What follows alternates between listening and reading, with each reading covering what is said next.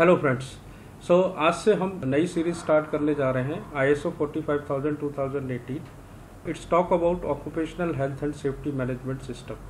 So means जहाँ भी हम ऑर्गेनाइजेशन में काम कर रहे हैं या हम जहाँ पर भी वर्क करते हैं, सो उस ऑक्यूपेशन के कारण अगर हमारे कुछ हेल्थ एंड सेफ्टी से कोई रिलेटेड इश्यूज़ हैं, सो उसको कैसे मैनेज करना है और उसको कैसे हमें मिटिगेट करना है या उसको एलिमिनेट करना है throughout the organisation. So आज की डेट में आप सुनते भी होंगे हर ऑर्गेनाइजेशन में सेफ्टी इज़ फर्स्ट। सो हमें सेफ्टी का विशेष ध्यान देना है for our employ and for our self also. So what is the aim of OSAS management system implementation? So हमारा क्या अचीव करेंगे हम occupational health and safety system को इम्प्लीमेंट करने के बाद? So the purpose of N ओसास management system is to provide a framework for managing OSAS risk and opportunities. So हमें एक ऐसा सिस्टम डिफाइन करना है जो कि OSAS से रिलेटेड रिस्क और अपॉर्चुनिटीज़ को आइडेंटिफाई करे एंड जो अपॉर्चुनिटीज़ फॉर इम्प्रूवमेंट है उसको हम इम्प्रूव कर सकें। The aim and intent outcome of the OSAS management system are to prevent work related injuries and ill health to workers. सो हमें प्रिवेंट करना है कि किसी को कोई इंजरी ना हो और किसी का हेल्थ के अंदर कोई बीमार ना हो worker. So and to provide safe and healthy work place. Consequently it is critical important for the organisation to eliminate hazards and minimise OSAS risk by taking effective preventive and proactive measures. When these measures are applied by the organisation through its OSAS management system, they improve its OSAS performance, and OSAS management system can be more effective and efficient when taking early actions to address opportunities for improvement of OSAS performance. Implementing an OSAS management system conforming to this document enable an organization to manage its OSAS risk and improve its OSAS performance. And OSAS management system can assist an organization to fulfill its legal requirement and other requirements. So हमारा जो M है OSAS को implement करने के बाद through out the organisation कि हमारा कोई भी वर्कर बीमार ना हो, उसको कोई इंजरी ना हो, और जितने भी हैजार्ड्स हैं जो प्रोबेबल कॉज हैं एक्सीडेंट होने के, जो भी hazards related to physical, related to emotional, related to safety, related to psychological, so उन सबको हम एलिमिनेट कर सकें throughout the organisation and हम इफेक्टिव प्रिवेंटिव मेजर्स लें और या हम प्रोएक्टिव मेजर्स लें। प्रोएक्टिव का मतलब वो चीज़ होने से पहले हम उसके ऊपर काम करें, हम आइडेंटिफाई करें कि कौन से हमारे फेलियर हो सकते हैं with respect to health, with respect to illness, या हमारे अनसेफ एरिया कौन से हैं, अनसेफ कंडीशंस कौन सी हैं, उनको आइडेंटिफाई करके और वो होने से पहले ही हम उसको एलिमिनेट करें। सो रिस्क जो रिलेटेड टू इलनेस, सेफ्टी, उसको हम कैसे मैनेज करेंगे और कैसे प्रोएक्टिवली इम्प्रूव करेंगे। सो बहुत सेफ इन्वायरमेंट दें, हेल्थी इन्वायरमेंट बनाएं हम अपने वर्क प्लेस को जहाँ पर हमारे सारे एम्प्लॉयज़ काम कर रहे हैं। सो और हम इम्प्रूव करें OSAS परफॉर्मेंस को।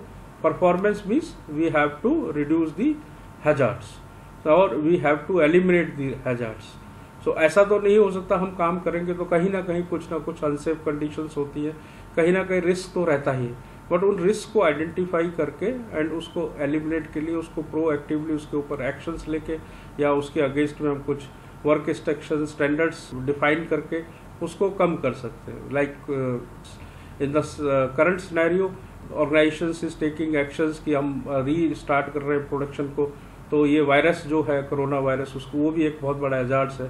सो हम उसको एलिमिनेट तो नहीं कर सकते, बट हम अपने SOPs बना करके हमें सोशल डिस्टेंसिंग मेंटेन करनी है, हमें क्या क्या ध्यान रखना है ऑर्गेनाइजेशन के अंदर इंटर करने में, हम घर जा करके हमें क्या कैसे मैनेज करना है, मीन्स अपने कपड़े उतारने हैं और कैसे हम अपने आप को प्रोटेक्ट कर सकते हैं।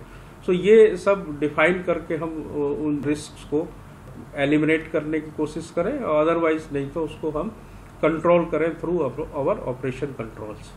And also to aim of this system जब हम इम्प्लीमेंट करें, सो जो भी लीगल रिक्वायरमेंट्स है उसको फुलफिल करें। सो करंट डेट में भी बहुत सारी लीगल रिक्वायरमेंट्स है।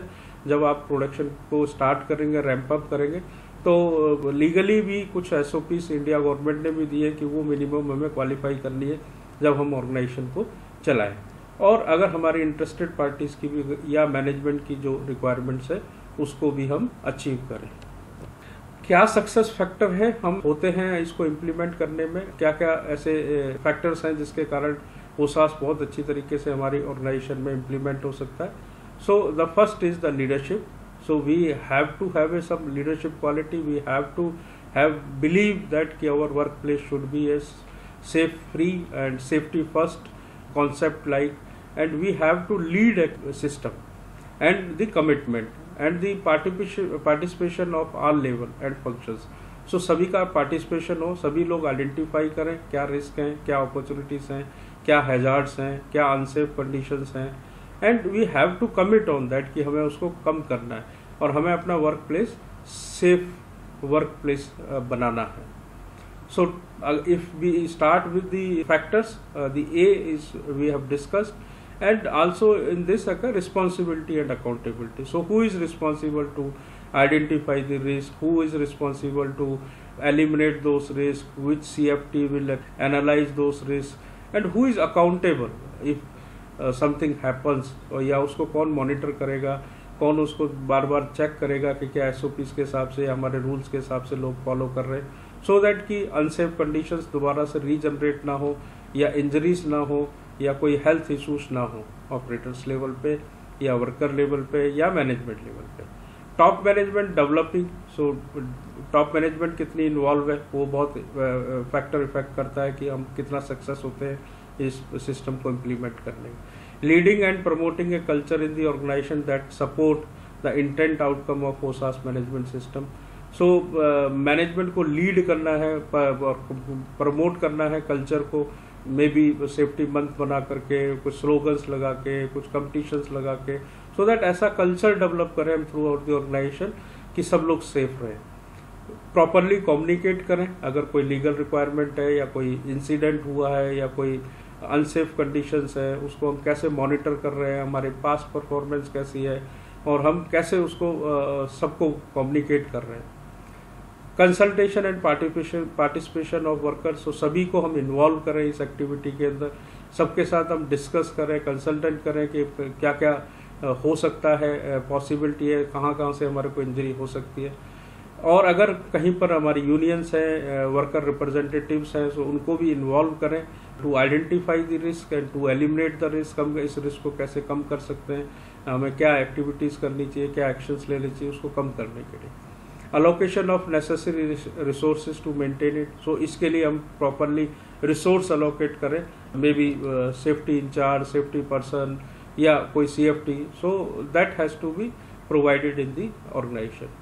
हम OSAS से रिलेटेड पॉलिसी बनाएं कि हमारी कंपनी की क्या पॉलिसी है with relate to safety and health. So may be like safety first और we have to take care of our employees, so where which are compatible with the overall strategic objective and direction of the organisation. सो ये ध्यान में रखें कि हमारी management की क्या स्ट्रेटेजिक डायरेक्शंस है एंड स्ट्रेटेजिक हमारा ऑब्जेक्टिव क्या है, क्या हमें बिल्कुल zero accident free work place बनाना है। सो उससे रिलेटेड हम पॉलिसीज बनाएं एंड कम्युनिकेट करें, प्रॉपरली डिस्प्ले करें। Effective processes for identifying the hazards, so processes बनाएं कि हम कैसे आइडेंटिफाई करेंगे अपने हजार्ड्स को, कैसे उनको कंट्रोल करेंगे उनके रिस्क को, एंड कुछ जो भी हमारे को अपॉर्चुनिटीज़ मिलती है उसका हम एडवांटेज लेकर के और हम कैसे उसको इम्प्रूव करेंगे, कैसे हम उसको कंटिन्यूली इम्प्रूव करेंगे वर्क कंडीशंस को। Continual performance evaluation and monitoring of OSAS management system to improve OSAS performance. सो हमें रेगुलरली मॉनिटर करना है, रेगुलरली हमें उसके अगेंस्ट में KPI बनाने हैं कि हमारे कितने एक्सीडेंट हुए हैं या कितनी हमारी हेल्थ के इश्यूज आए हैं या कितने हमारे अनसेफ कंडीशंस हैं, कितने हमने कंट्रोल्स लगाए हैं, वो कंट्रोल्स हमारे कितने इफेक्टिव हैं। तो इसको हमें कंटिन्यूली अपने बीच बीच में मॉनिटर करना है। सो वो बड़ा इफेक्ट करता है कि हमारी ओवरऑल परफॉर्मेंस OSAS से रिलेटेड कैसी चल रही है।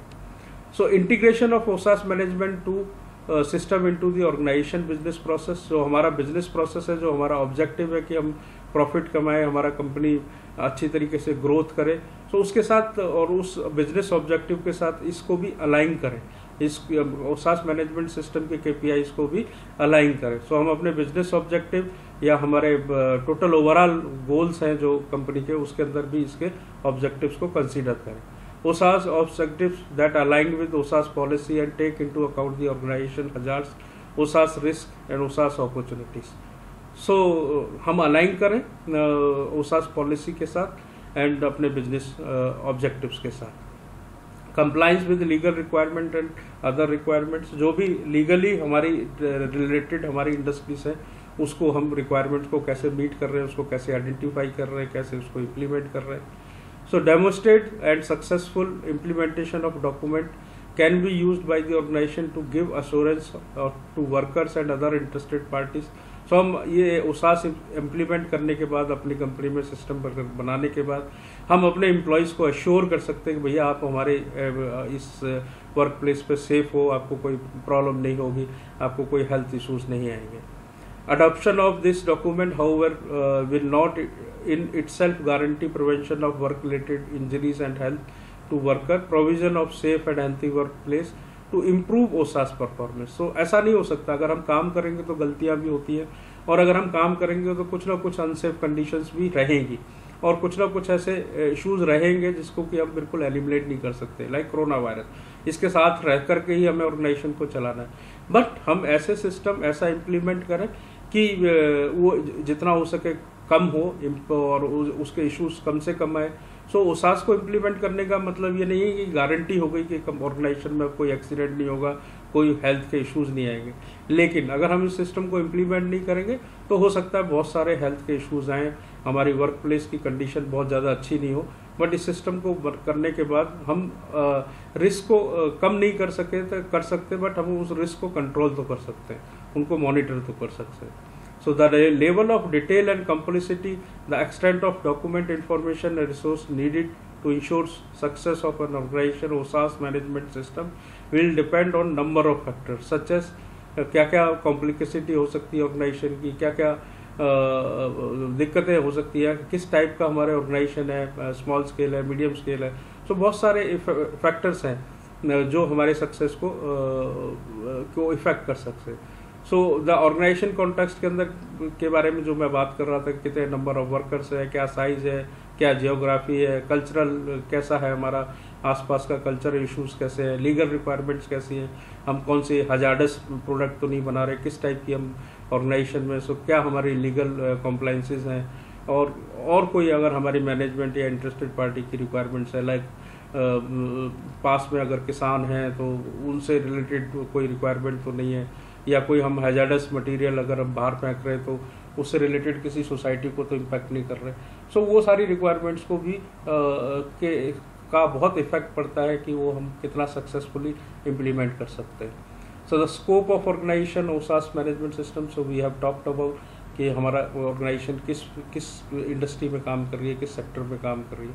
So nature of organisation with related to activity OSAS risk, किस टाइप का हमारा काम है। सो ये ओवरऑल जो OSAS सिस्टम है वो पूरा का पूरा लिखा गया PDCA साइकिल पे। सारे आज की डेट में ISO सिस्टम सारे PDCA साइकिल पे लिखे हुए हैं। सो इसके बारे में हम डिस्कस करते हैं। The OSAS management system approach applied to this document on PDCA cycle. PDCA concept is plan, do, check and act. So plan के अंदर to assess the OSAS risk, कैसे हम उसको अपनी रिस्क को एसेस कर रहे हैं, कैसे उसका एनालाइज आइडेंटिफाई कर रहे हैं। OSAS opportunity and other risk and their opportunity, establish OSAS objective and process necessary to deliver result in according with the OSAS requirement and policies। So हम कैसे objectives define कर रहे हैं, हम कैसे processes को identify कर रहे हैं, so ये planning के अंदर आ गया। डू के अंदर हम उनको कैसे उन प्रोसेसेस को या उन रूल्स को जो हमने डिफाइन किया उसको हम कैसे इम्प्लीमेंट कर रहे हैं। एंड चेक में हम उसको कैसे मॉनिटर कर रहे हैं, कैसे मेजर्स कर रहे हैं, और कब कब हम उसको रिव्यू कर रहे हैं, हम अपने ऑब्जेक्टिव्स को या रिपोर्ट्स के माध्यम से या हम पॉलिसी को कैसे मॉनिटर कर रहे हैं और कैसे हम उसको चेक कर रहे हैं in the form of objective base. And उसके अगेंस्ट में अगर उसके अंदर कुछ हमें एक्शन प्लान मिलते हैं तो हम उसको कैसे इम्प्रूव कर रहे हैं, उसके लिए कंटिन्यूअल इम्प्रूवमेंट के लिए उसकी परफॉर्मेंस को हम कैसे मॉनिटर कर रहे हैं और कैसे हम उसको इम्प्लीमेंट कर रहे हैं। तो इस पूरे स्टैंडर्ड में जो वर्ड्स आएंगे उसके बारे में मैं बता दूं। शैल का जहाँ पर भी शैल वर्ड लिखा होगा उसका मतलब वो रिक्वायरमेंट है जिसे हमें मैंडेटरी इम्प्लीमेंट करना है। जहाँ शुड लिखा है वो एक रिकमेंडेशन है, तो वो मैंडेटरी नहीं है उसको, बट वो एक सजेशन है। And may indicate the permission, वो हमें एक परमिशन दे रहा है कि हमें वो करना ही करना है। कैन इंडिकेट ए पॉसिबिलिटी और ए capability. So information marked as note is guidance in understanding for clarifying the associated requirement. So जहाँ पर भी नोट आएगा उसका मतलब वो हमें गाइडलाइन दे रहा है कि हमारी उस रिक्वायरमेंट से रिलेटेड अंडरस्टैंडिंग अच्छी हो सके, उसकी क्लैरिफिकेशन अच्छी हो सके। Notify to entry caused in clause 3 provided additional information that supplemental the terminology data and can contain provision related to the use of term. सो जहाँ पर वर्ड शैल आएगा उसका मतलब वो रिक्वायरमेंट हमें मैंडेटरी है, इम्प्लीमेंट करनी है। शुड आएगा वो रिकमेंडेशंस है कि आप ऐसे भी कर सकते हो। May means you have to do it, that is related to permission, और you may means you can consider that. And can is a possibility or capability, you can do it, and it can be a possible. So thank you for watching.